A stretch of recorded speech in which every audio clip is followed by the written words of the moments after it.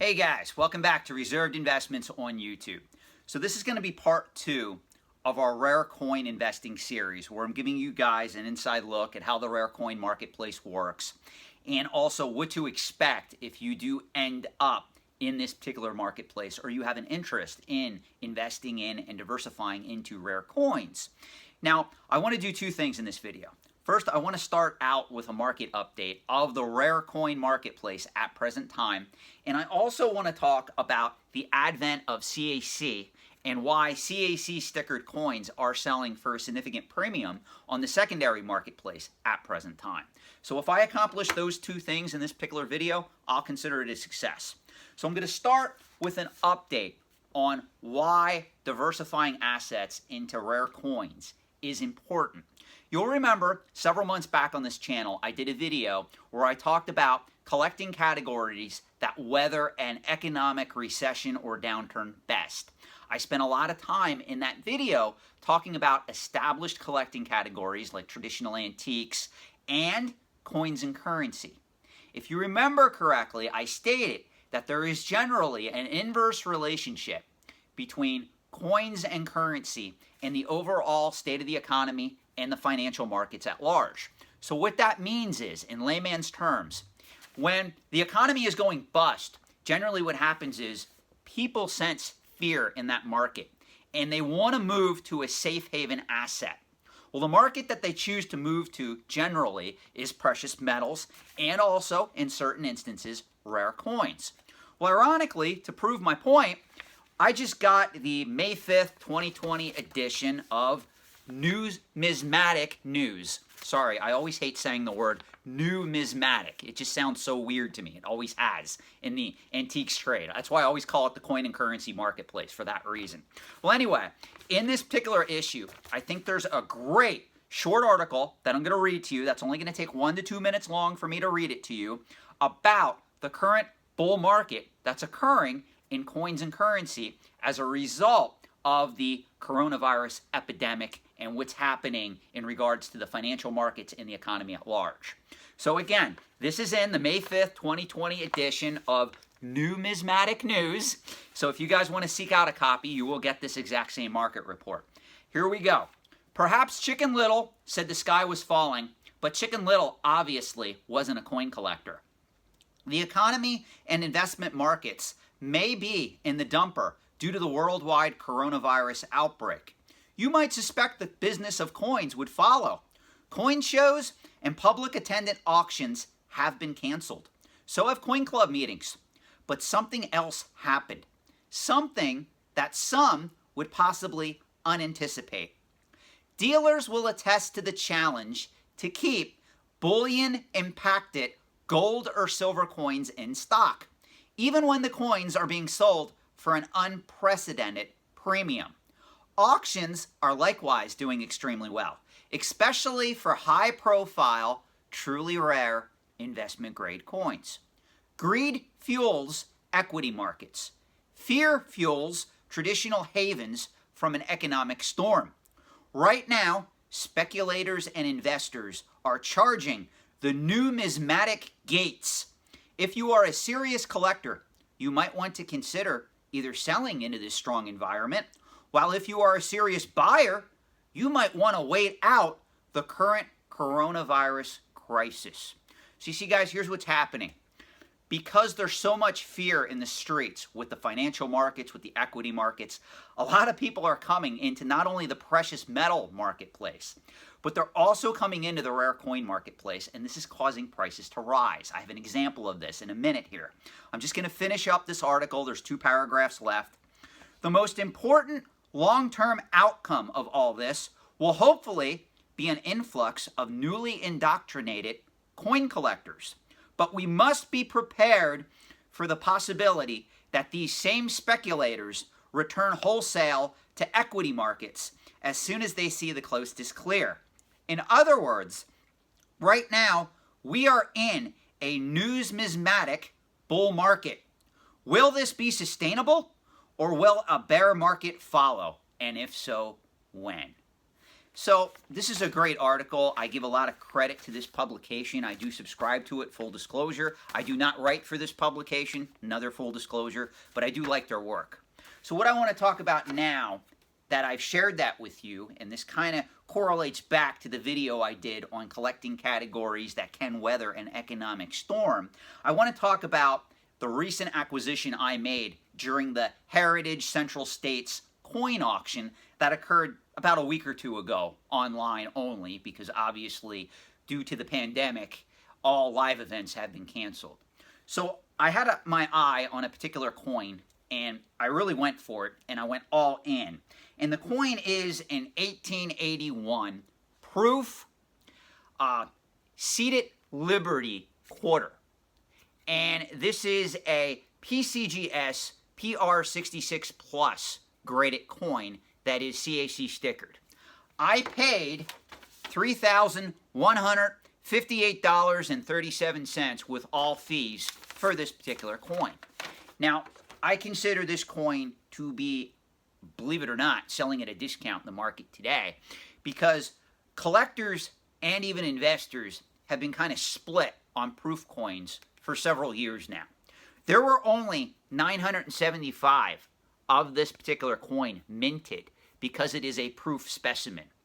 The United States Mint has been making proof coins for well over 100 years. Most people don't realize that.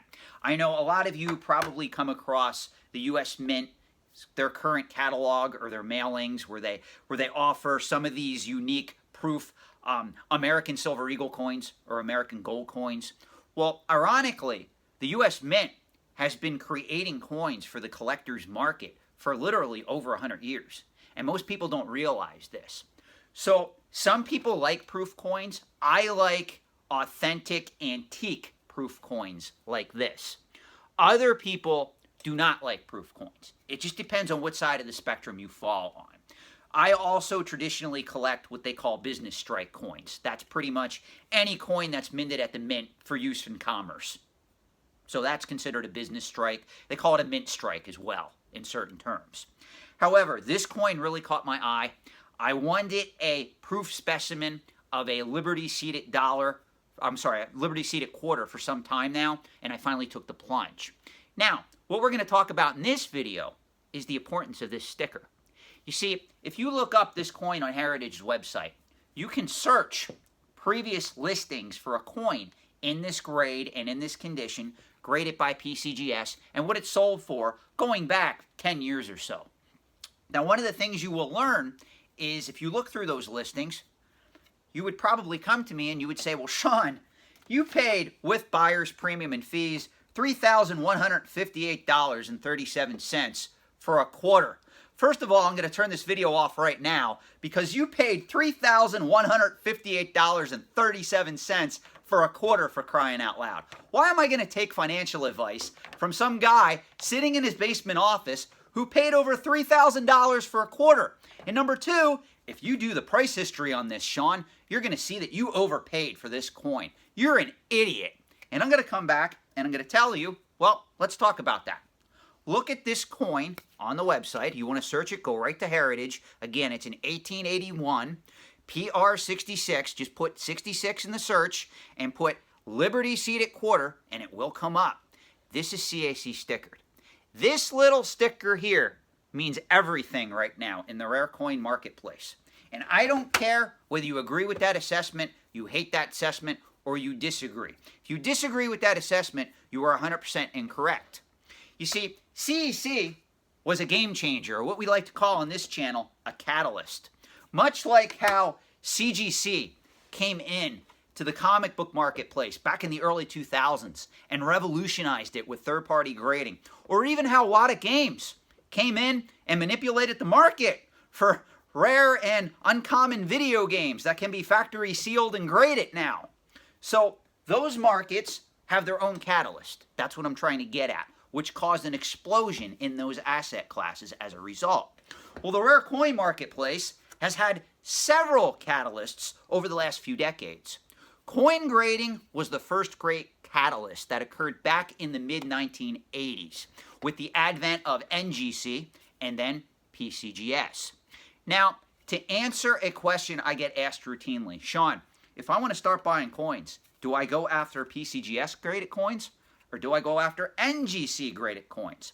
Well, that's a great question. It's very fair. And I want to answer this as carefully as I can because both companies are extremely respected and they both provide a great service to the industry overall.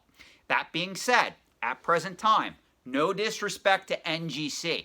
PCGS coins carry a premium in the rare coin marketplace at present time. I don't know what it is. It's just a lot of collectors and investors in the year 2020 seem to favor PCGS graded coins over NGC graded coins. That does not mean NGC coins are worthless or should be selling at a discount. It's just the way the rare coin marketplace operates at present time. Now, the one caveat to all this is this little sticker here is a CAC certification sticker. This sticker adds a premium anywhere from single digits all the way up to 90% or more to the price you can pay for a rare coin. This is what is causing mass confusion in the marketplace at present time. And there are many long-term collectors and investors that I speak to on a daily basis that tell me they're either for CAC or they're adamantly against it. Now, in my opinion, I love CAC. What CAC did was, back in the 1980s, when NGC, PCGS were coming on the scene, there was a massive speculative bubble in rare coins. Not unlike what we're seeing today in some of these more esoteric markets, whether we're talking graded video games by WADA, Magic the Gathering cards to a lesser extent, Pokemon cards, which are in a bubble at present time. I'm going to admit that right here. All those markets right now are similar to what transpired back in the collectible coin marketplace back in the late 1980s due to the advent of third-party grading. Well, you see, back then, there was an issue.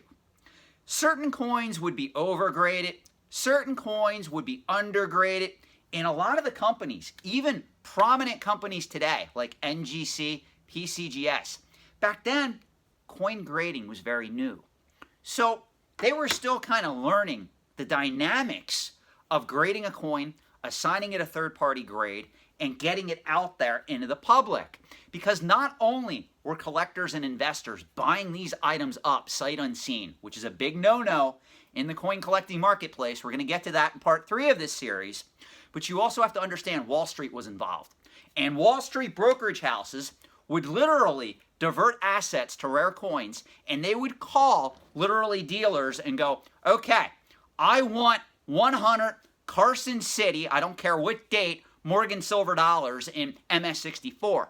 And the biggest mistake that they made were they were assuming every Morgan silver dollar in MS64 was going to look the same and be worth the same on the secondary market.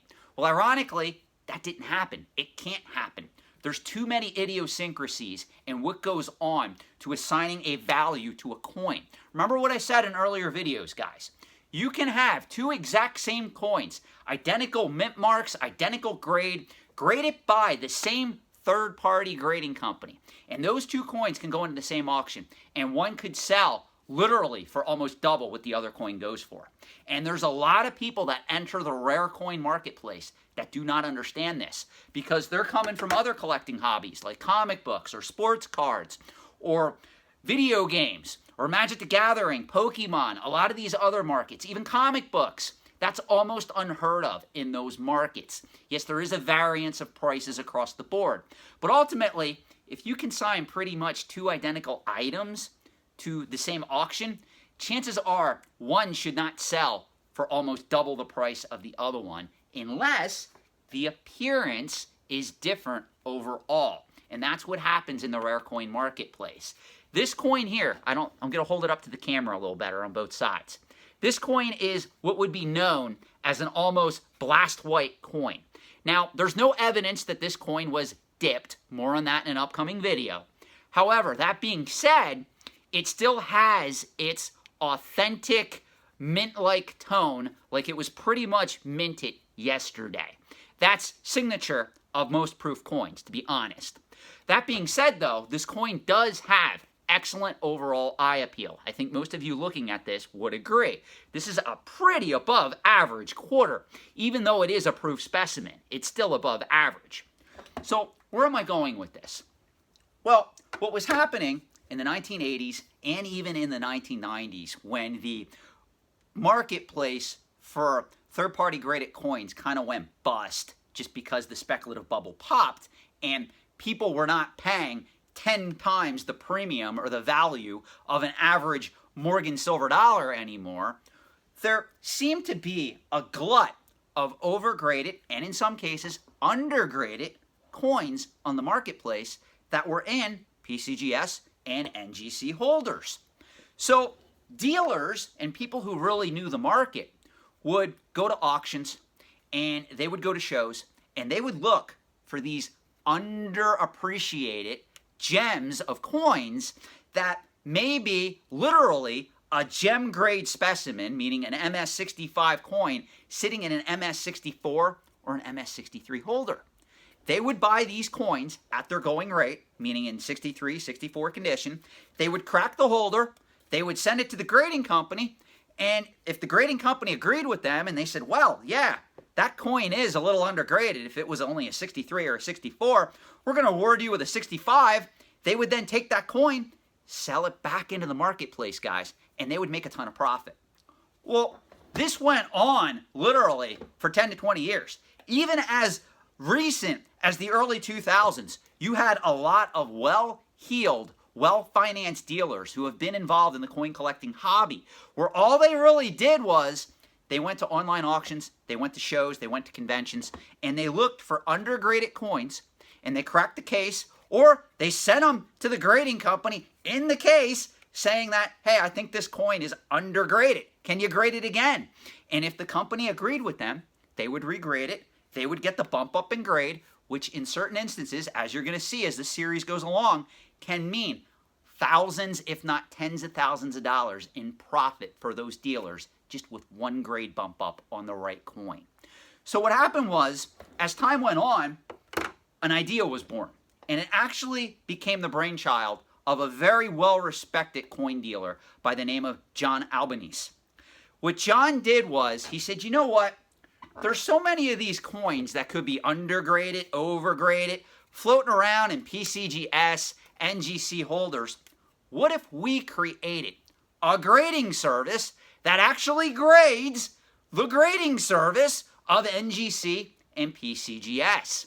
And his idea was he would allow certain people, certain prominent dealers, to send him coins that were graded by PCGS and NGC. He would look at these coins. Now, here's the caveat. They only accept John's company, which is called Certified Acceptance Corporation, which is CAC for short. Just Google CAC coin and you'll get a whole ton of listings on this. Only accepts coins that are already graded from PCGS or NGC. What his company does is they look at the coin, they look at the grade that was assigned on the holder, and they ignore any of the plus designations on these holders. I think NGC uses a star designation to denote a coin in upper quality for that grade. PCGS does use the plus symbol. This here is actually a 66 plus coin, by the way, if it's any curiosity to you guys. That being said, what CAC does is they look at the coin. If they agree with that grade on the holder, and they sit there and they go, you know what? This is a firm 66 graded proof specimen. We're going to slap a green label on that particular coin slab, and that's going to denote that this coin is strong for this particular grade. We at least agree with the grade. Let's word it that way. Now, let's say that CAC gets this same coin, and they're looking at it, and they go, wow, that was a 66. This coin should probably be a 67. You know what they're going to do? They're going to slap a gold CAC sticker on this coin.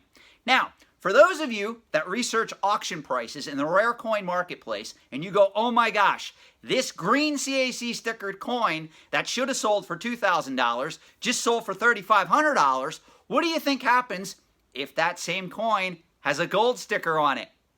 The premium goes even higher. And you can actually have a coin that has a book value of $2,000 selling for close to $5,000. It's not uncommon when these coins come back if they are a gold sticker. Now, I know what you're asking. Well, Sean, that's great. What if little Timmy Poindexter Jr., though, doesn't know what he's doing? He sends his coin collection in that's graded by PCGS, NGC, and the fine people at CAC look over that collection and they say, this guy's an idiot. I looked over all of his coins. None of them are strong for the grade. He didn't know what the hell he was doing. He went to the marketplace, he got punched in the face, came back and told us to fix it. We can't fix it. We're looking over these coins and the little Timmy Poindexter Jr. coin collection, none of the coins can be CAC stickered. Well, you're probably sitting there wondering, well, why is that, Sean? What it means is when CAC got the coin in question, they looked it over and they said, you know what? PCGS or NGC overgraded this coin. This coin says it's a 66. This coin should be a 65 at best. So what do you think happens? CAC simply rejects the coin and they send it back with no sticker and no explanation. So little Timmy Poindexter Jr. goes to his mailbox, he opens it up and he looks at it and he goes, well, there's no sticker on my coin. I sent my coins to CAC grading because I thought that I was going to get a higher value in the marketplace. I paid the money. They didn't sticker my coin. Well, guess what? They're not supposed to sticker every single coin that comes to them. That's the whole point. What they are going after is higher quality examples for the grade, or a coin that really blows the grade out of the water. They will award it with a gold sticker. Now, this is very important, and I saved this little tidbit until we got to the end of this video. Very important you understand this, because every now and then in the comment section, you're going to see a variant of Timmy Poindexter Jr. coming on this channel and telling me that the rare coin marketplace is dying because a coin that had a value of $100,000 only sold for $50,000 to $60,000. And my response is always, was the coin CAC stickered? And what happens is crickets. The person doesn't bother to reply. CAC completely upended the rare coin marketplace and literally transitioned it into a market where, whether you like this or not, if a coin has a CAC sticker, the sky's the limit. If a coin does not have a CAC sticker, don't get me wrong, it could be a great coin. There's nothing wrong with that. It can also be a coin that was never sent to CAC in the first place. That's important to note as well. Not everybody in the marketplace today is looking for only coins that are CAC stickered. There's smart dealers out there that know that Grandma Auntie Anne, who may have inherited her husband's coin collection, and they may all be PCGS, NGC graded, but he didn't know about CAC, or he never bothered to send them to CAC, but the coins ended up at auction. So these dealers are looking through these listings, and they're trying to see, hey, if I buy this coin that isn't CAC stickered, and I send it to CAC, do you think it'll come back stickered, and then I can either keep it in my collection, or flip it back onto the market for a premium now that it has that CAC stickered? So I hope you now understand why this market is so nuanced, why the market has more layers than most other collecting categories. There's a lot of variables that affect the value and demand of a rare coin. Me, I'm going to be very honest. I paid a strong price for this coin at $3,158.37. That being said, I also think this coin, over the long term, maybe 5, 10, 15, 20 years, will go up in value. Now, do I think that a coin like this is going to double in value? No, I think if we get to like $6,500, that's an insane amount to even think for a coin like this. But I strongly believe that in a couple of years, yeah, it's not unrealistic to think that a coin like this can't be sold for $3,600, $3,700, maybe $4,000. And that's why I diversify assets into the rare coin marketplace. So I hope you've enjoyed this video. I hope it served you some level of knowledge in this particular fascinating market. And rest assured, guys, part 3 is already in the works, and it will be released on this channel over the next coming days, along with original content. We are going to talk about comic books, we are going to talk about Lego sets, and we're going to talk about traditional antiques. So please stay tuned, and if you do like the videos that I produce, please think of subscribing to this channel. I do attempt to release a lot of original content on this channel when I can. I have been going strong for many months now. Over 100 videos are already uploaded to this channel on the antiques and collectibles trade. Thank you for watching, and stay safe.